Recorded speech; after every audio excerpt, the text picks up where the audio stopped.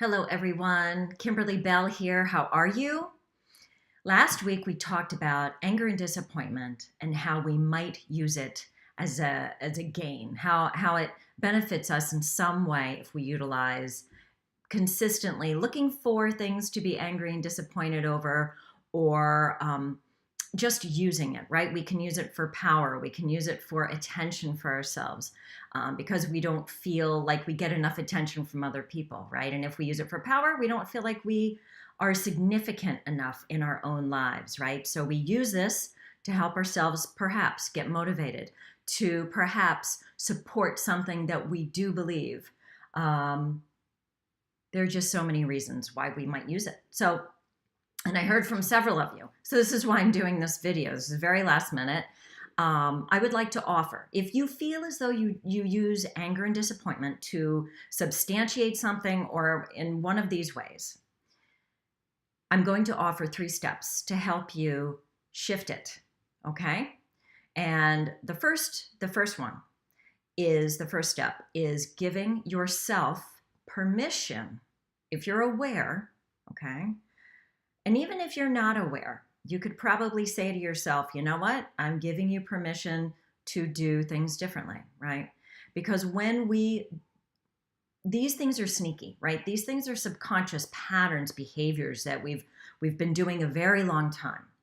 So if we give ourselves actual permission to change, I know it sounds silly, but it actually sets the wheels in motion to do things differently, right? And this is a key component to any change that you want to make in your life, whether it's losing weight, whether it's choosing happiness. All of these things come down to first giving yourself permission to do things differently. So permission's number 1. Number 2 is committing, right? We need to make an actual commitment to ourselves that we are going to try not to use anger and disappointment to benefit us. And the reason I say that is because it's really an unhealthy pattern and it keeps us very stuck. And it calls in so much negative energy into ourselves, and it really perpetuates it all. It gives that negativity the momentum. So the idea is, if we can commit, once we give ourselves permission and we can commit to actually becoming more aware, if we're not aware all the way, and we're aware a little bit, right? Becoming more aware if this is a pattern that we've adopted, right? So committing. And committing is not trying. I do want to make that point. Trying typically is something we say when we might feel like we don't have the confidence to do it, right? We kind of give ourselves that out. We may not feel as though we have the energy to take on something, right? We may not feel like we can achieve it. There's so many reasons why we use the word try, but try and commit are very different. Committing is, this is it. This is what I am doing. I am becoming more aware about the patterns that I do. And if I'm not aware of all of them, it's all right. I'm a little bit aware, so I'm just committing to doing things differently for myself. So that's the second step.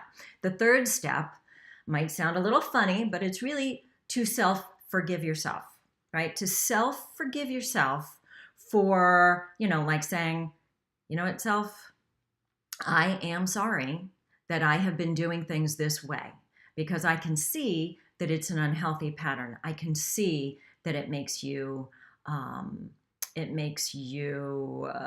pull in more negativity into your life, with your relationships, with yourself. It's a false sense of motivation, which is unhealthy for our nervous systems.